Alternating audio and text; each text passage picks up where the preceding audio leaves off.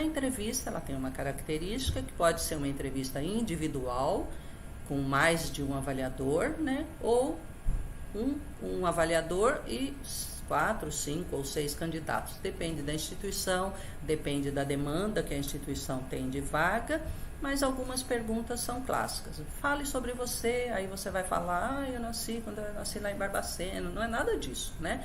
É alguma coisa sobre você, mas muito rapidamente, muito sucinto. Lembrando que ele vai estar em mãos, o avaliador, com o seu currículo, normalmente com a sua prova, se a prova foi feita antecipadamente à entrevista, e ele vai estar olhando aquilo que você está falando, ele está checando ali. E você tem um tempo muito curto, porque se for uma entrevista coletiva, cada candidato vai ter um tempo para se posicionar. Normalmente a pergunta clássica é: se você já trabalhou, foi demitido, por que você foi demitido? E aí você tem que ter a justificativa mais honesta possível. Pontos fortes e pontos fracos são perguntas que todo mundo sabe falar dos pontos fortes, né? Mas pouca gente se lembra de que problema tem, que a gente não chama mais de ponto fraco. A gente fala oportunidade de melhoria. Então, o que você tem que pode melhorar? Então, esse é o teor da entrevista. E a pergunta clássica, né? Por que eu devo te contratar? E o candidato, porque eu estou precisando de dinheiro, estou precisando de um emprego. Isso não é resposta que satisfaça o entrevistador, tá? Então, a gente precisa ter muita atenção com as etapas do processo seletivo para a gente não perder a oportunidade de se sair bem. E isso requer treino, né? Então, você vai fazer... Está procurando emprego hoje, você ainda não conseguiu a oportunidade? Vai treinando, treina seu português, treina seu posicionamento, a sua postura diante de um processo, diante de uma entrevista, treine com colegas, porque, de preferência com quem saiba avaliar bem e tenha um senso crítico, né, para fazer críticas construtivas, para que você possa se sair bem.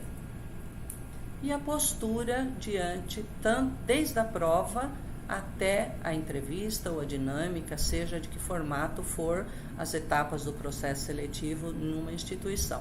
Sempre olhar para o entrevistador ou o coordenador de uma dinâmica ou de uma entrevista. Mas tem 3 falando. Olhe para aquele que estiver falando com você. Tá?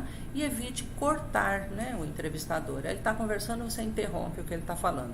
Deixa ele finalizar e depois você fala. E sempre assim, o entrevistador, mesmo que você o conheça, ali ele não é o seu amiguinho. Ele é senhor, é senhora. Então, ser respeitoso denota que o candidato está preparado para participar do processo. E procure demonstrar outras habilidades e tomem cuidado com essas perguntas polêmicas relacionadas a esporte, a religião, a política, porque às vezes o entrevistador ele provoca o candidato para ver de que maneira esse candidato vai se posicionar. Então, numa das entrevistas, nós perguntamos para o candidato uma coisa relacionada com a política. E ele, não sei.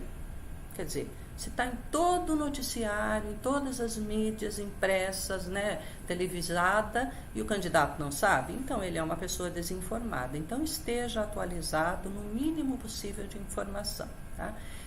E uma coisa interessante, as pessoas são contratadas pelo conhecimento, têm um currículo maravilhoso, se saiu bem no processo seletivo, e quando chega no tempo de começar a trabalhar, às vezes elas são demitidas pela postura, porque elas têm uma postura inadequada, porque se sentem tranquilas, porque já conseguiram um emprego.